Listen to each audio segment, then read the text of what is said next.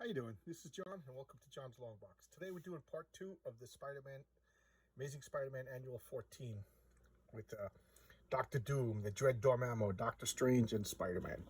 Just great. And you can hear my stomach rumbling. So I'm going back to where we left off, and it was this page. So they have this little. The chapters are denoted by this fake little tome. It's a hokey way to frame a story. Like, if you remember correctly, every 60,000 years, the stars are right, and the bend of sinister could occur, and it could only be stopped by somebody who's equally spider and somebody who's trained in the arts of magic. I find that to be, I don't know, pretty convenient way to do a story, pretty hokey. One thing I noticed while watching the video over is every time they have this tome, they have a building over here. I wonder if Frank Miller did that intentional or if that's just a way, but it's kind of cool. The first they had the Doctor Doom's castle, and then they had Doctor Strange's Sanctum Sanctorum, but now they have this. It's pretty cool. Like I said, I would be surprised if Frank did that on purpose. So here we have this wonderfully moody. So here we have, look at that.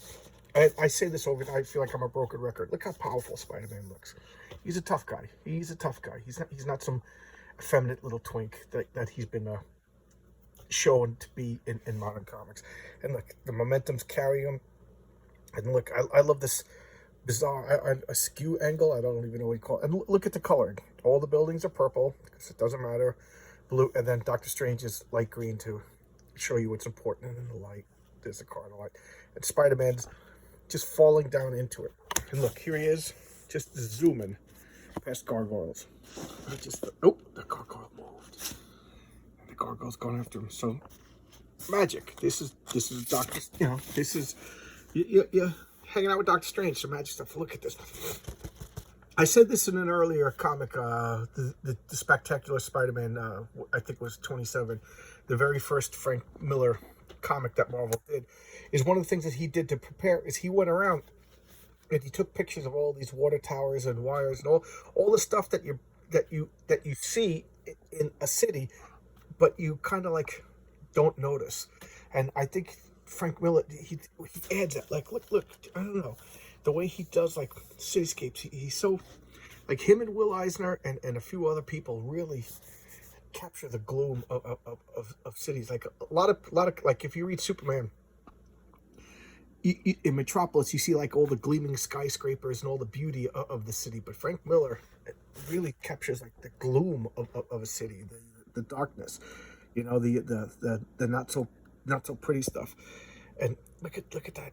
I just love it. Like it's not super detailed. It's not what clearly defined, but it just, I don't know. It just has a je ne sais quoi, if I could be hoity-toity, but it just has like a weight to it, a gravitas to it, a mass to it. And look at Spider-Man. Not too much detail. The shading's really good. And again, this is what I'm talking about. Tom Palmer's inks, just really, he overpowers. Well, I don't want to say overpower because that's negative, but he really has a heavy hand when he inks. I think it works, and this just give it such a look. There's the gargoyle over there. You can barely see it. You can see the eyes, but you know it's there, and it's just lurking, and it's pushing this off. And here's another gargoyle. He's webbing to it. I just love this. It's like gothic storytelling, and I'm not reading anything. Do you need to read to see what's going on? Just master storytelling. Look at that. We know what Spider-Man did. He used his webs. He pulled himself in. Look at this. As he's tumbling, he grabs this gargoyle and he webs that one, and you know what's going to happen in the next page. Did you know that? You knew that. And then smash. The two gargoyles just get destroyed. And debris. He's not doing the George Perez trick. The George Perez trick is whenever you make debris, you make 10 times the debris that the object would cause, and it just makes everything look, I don't know, better, dynamic. So that's definitely not the George Perez debris theory.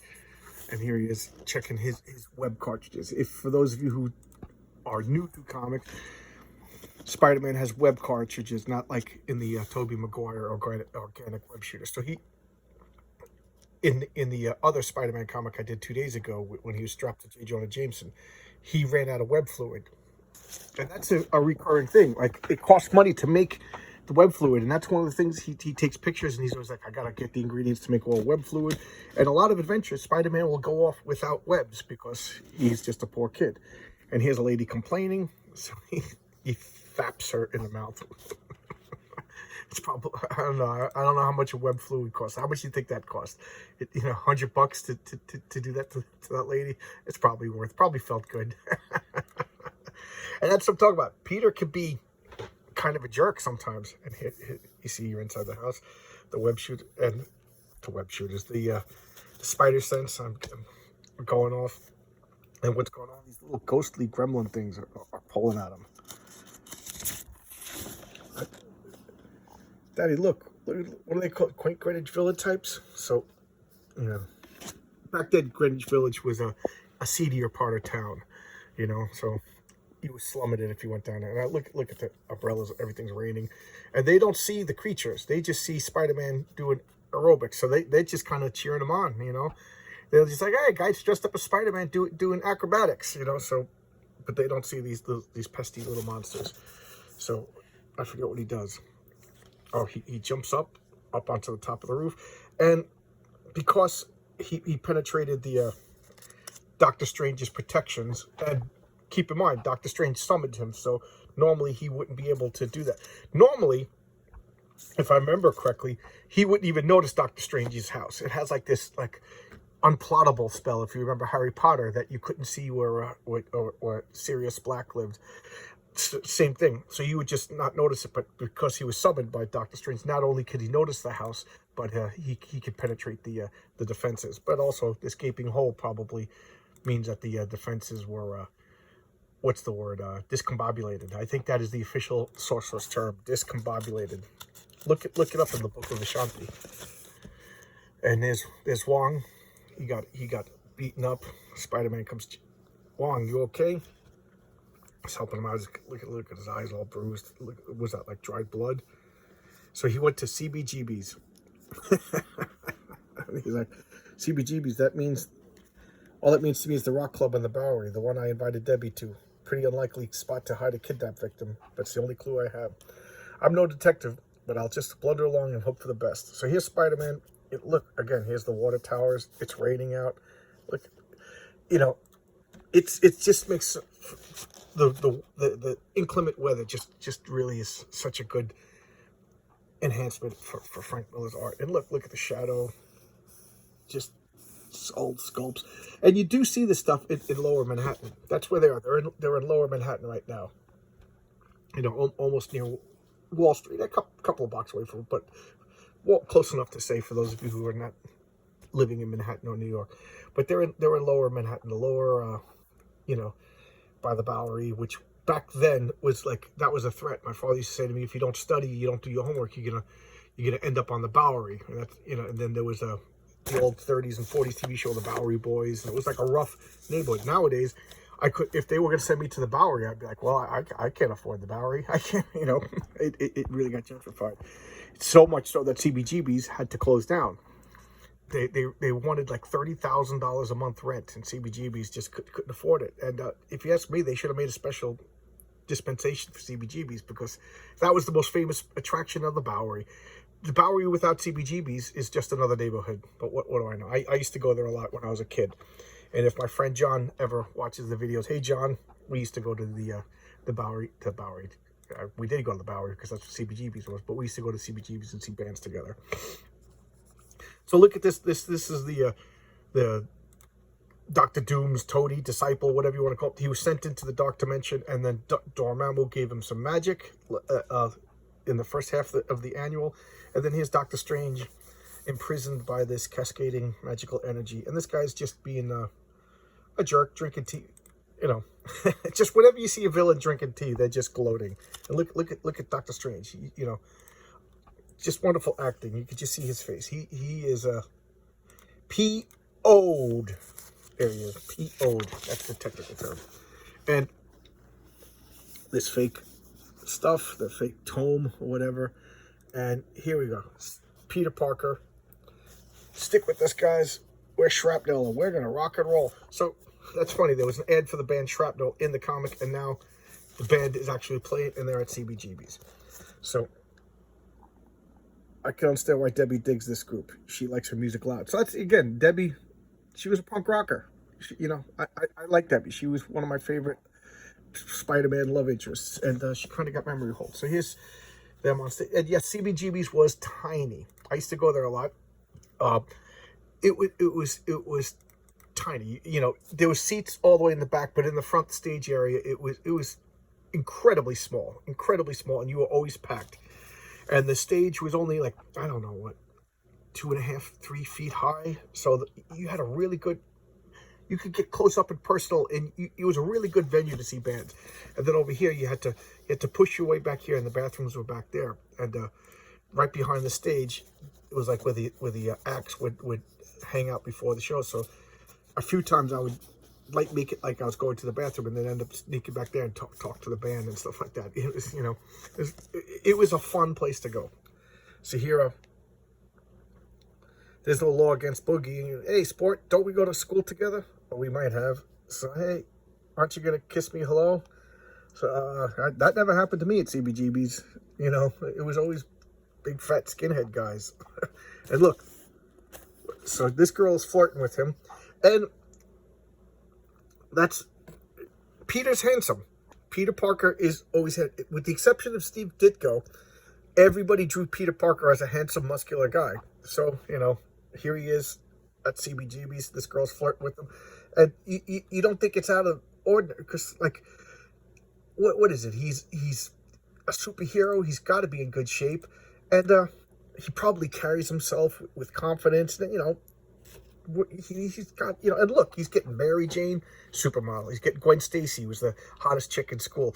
Liz Allen liked him, who was, you know, the head cheerleader guy. All, you know, Peter Parker was a nerd for what, a year of high school, and then the rest of the time he was the man. You know, so at least she's hitting up. And who's that? Of course, that's Debbie. So Debbie, of course, Debbie. So what does she think? Wouldn't you think he's here with another girl on their date? Oh man, that hurts. That, you know, poor Debbie. And again, I like Debbie. You know why I like Debbie? Here she is. You don't have to explain. I just like Debbie because she's a real person. You know, like we've all dated Debbies. You know, we all know Debbies. I don't know about you, but I'm not cool enough to know girls like Mary Jane or Gwen Stacy or Liz Allen. You know, I was a punk rock kid. I knew a lot of Debbies, just normal sweet girls. You know. Not supermodels, not the head cheerleader. So there you go. And he's got to go out and talk to her, and she trips. Who does she trip over? CBGBs. Country blues. I forget. Country blues, bluegrass. So I beg your pardon. I've just been. So look at this guy. That's, except my pants got dirty. Let me buy you a cup of coffee. Well, rotten, inconsiderate young wenches. I hope they suffer hideously at the Ben Sinister, or worse.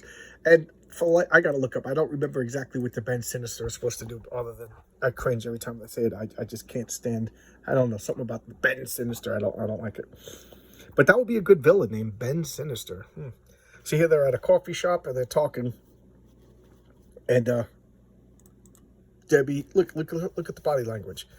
She's generally. She likes him a lot, you know. Look at the body language. Excellent acting there, Frank Miller, drawing her. She's hanging on his every word. And Peter, God bless him, he's trying to be a good guy to her. He's trying to do the right thing, but at the same time, he knows Doctor Strange wouldn't have summoned him if it was. How many times did Doctor Strange summon you in your lifetime? This is the first time for him, so he knows that something bad is going on. But at the same time, he doesn't want to hurt her feelings. So he's, hate to say it, I try not to curse, but he's half-assing it. You know, because what choice does he have? He could have just blown her off and concentrated on Doctor Strange and what Doctor Strange wants. But he just, you know, he likes Debbie, and Debbie's a good person. And then this creepy thing. I remember this as a kid, and believe it or not, you know, all kidding aside, this gave me the creeps. I don't know what it was, but here's the band, and they're all just marching, and they're chanting Ben Sinister, and, you know, his bums, and You know, this is why I'm sure these kids didn't do their homework. That's, you know, because my father said if you don't do your homework, you end up in the Bowery. So he didn't do his algebra, he didn't do his social studies, he didn't do his English homework. That's got to be the only reason why they're on the Bowery. And all these are all the kids from CBGBs, and they're whatever, just Ben Sinister, and I don't know why even now that's giving me the creeps. So later, Debbie, I'll call you. You don't have to bother poor Deb, but he's Spider-Man. He's got to go investigate what's going on, you know. And Deb, for all she knows, it's just the band being wacky. And look at this. All these antennas, all these smokestacks, or whatever, you know, steam vents and skylights and whatever the hell that is. And look, there's Peter leaping as he's changing, because time is a wasted. And this is Washington Square Park. You want to go get recruited by a cult, you go hang out, look lost, sit on a park bench over here, and cult people will come up to you and invite you to their apartment. They'll sit like a sexy girl next to you. Hey, what are you doing? You want to go to a cult? And a couple of my friends, that happened to, it never happened to me. Cults didn't want me. I would sit down because I'd like, this is funny. I want to go see what's going on in all these cults. And, you know, the cults didn't want me. I'm not good enough for cults. So here's the Ben Sinister line. This whatever. It's now they got the mounted horse. They get the streetwalkers and whatever. The band Shrapnel. I gotta look up the band Shrapnel. Look at Spider-Man. He's up here looking down. I love this view. It's turning into like a real big deal. You know, it's blocking traffic. And I assume this has got to be Times Square. So for one from CBGBs to Times Square, this is a big distance. You know, so. They recruited, I don't know, this could be tens of thousands, if not 100,000 people strong by this point. Let humanity tremble, for soon the Ben Sinister shall be. And here's this guy over here. That's that little guy Debbie bumped into, standing on the roof of the Latvian embassy. Come on, Peter, put two and two together. Little creepy guy hanging by the Latvian embassy. Come on, Pete, put two and two together. So, you know what you're doing. And then this eldritch crystal just freaking explodes out of the building, a lot like Ghostbusters, right? And here we go. Oh, no building over here. Okay, so there goes my little theory. But here we have all these people there, and I'm not joking when I said that this kind of thing, this gave me the creeps as a kid. So here's a figure strapped to this diamond that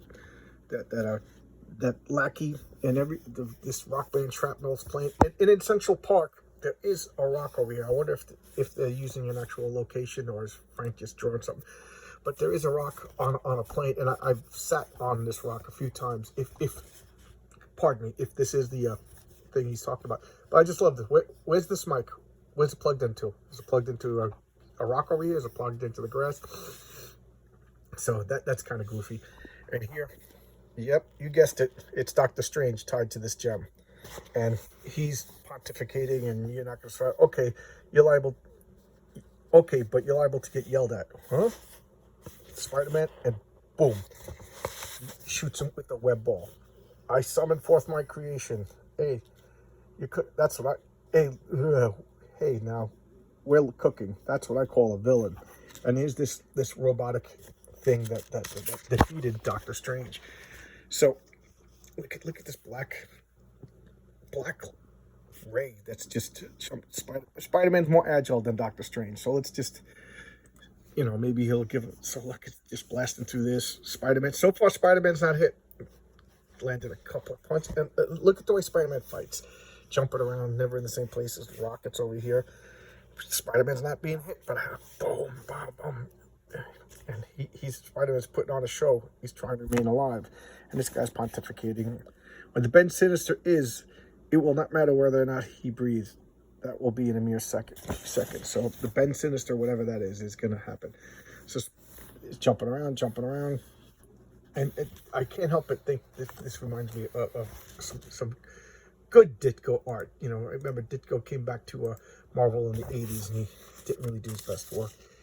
So what's going on? And we got the electronic marvels, Great Whoppers. So this is Whopper Eds from history, goofy thing. And of course, we all know what's happening. I'm trying not to spoil it by moving the camera. So Spider-Man jumps on top of this. I didn't like it at the time, and I didn't like it for a long time. But now I kind of like the idea of a cult powered by scientific machines powered by occult means. Like, I don't know, like a blend of magic and science fiction. I kind of think that's a cool area to explore. So here's Doctor Strange doing what he does, like he's trying to break out of the gem, and Spider-Man's riding this guy like a rocket and blinding him and everything, and of course he's guiding him. He's all webbed up into the gem. We all knew that was coming. Come on, that was the only way out. So he shatters this gem, and look, Doctor Strange is summoning those bands, but they look like bandsaw blades. They look like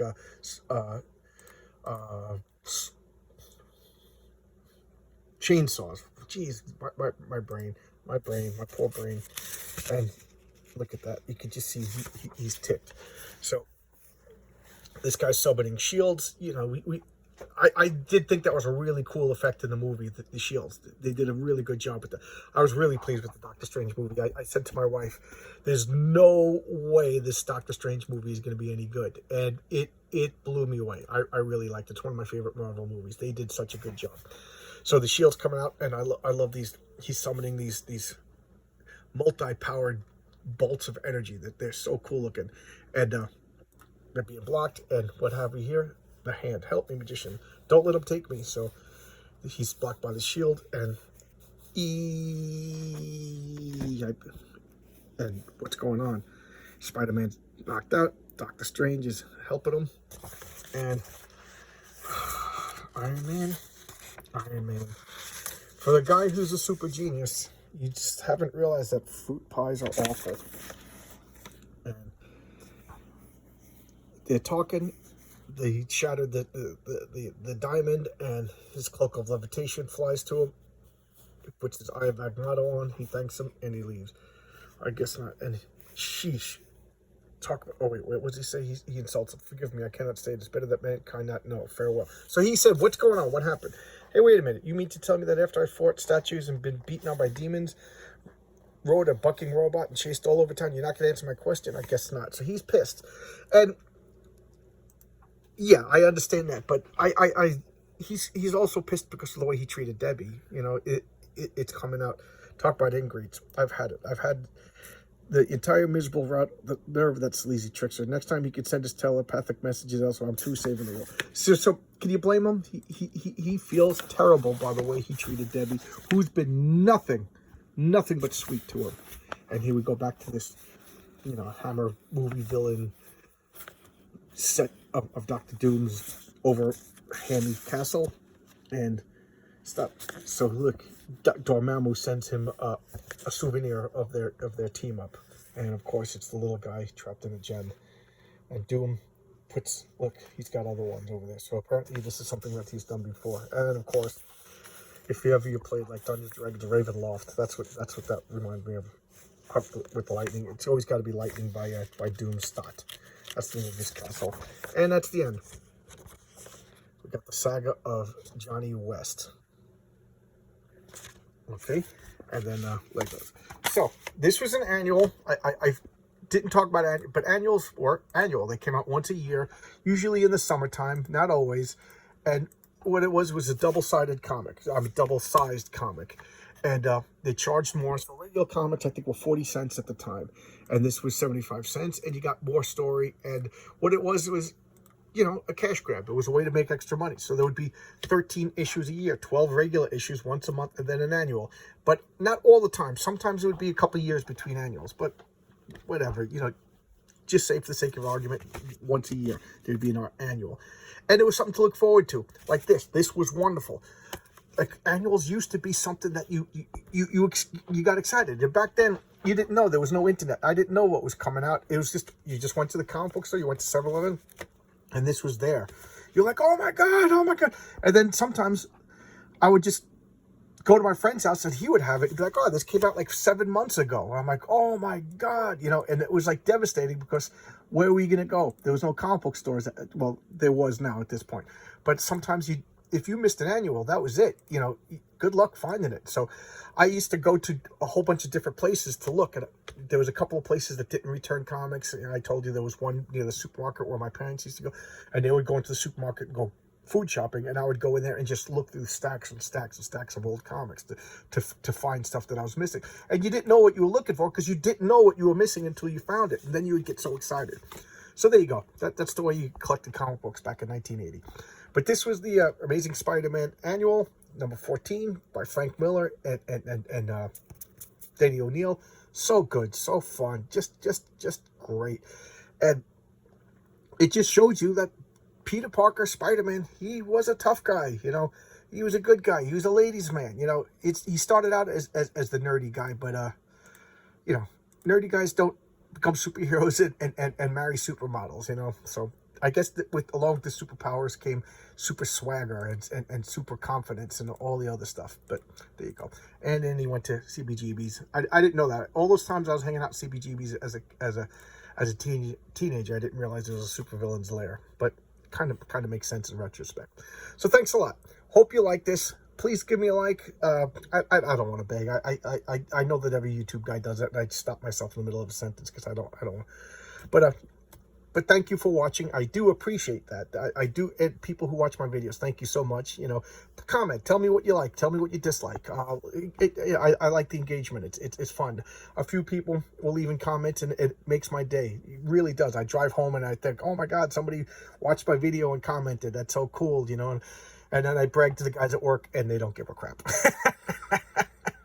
So thanks a lot. See you around. Enjoy your weekend. Bye-bye.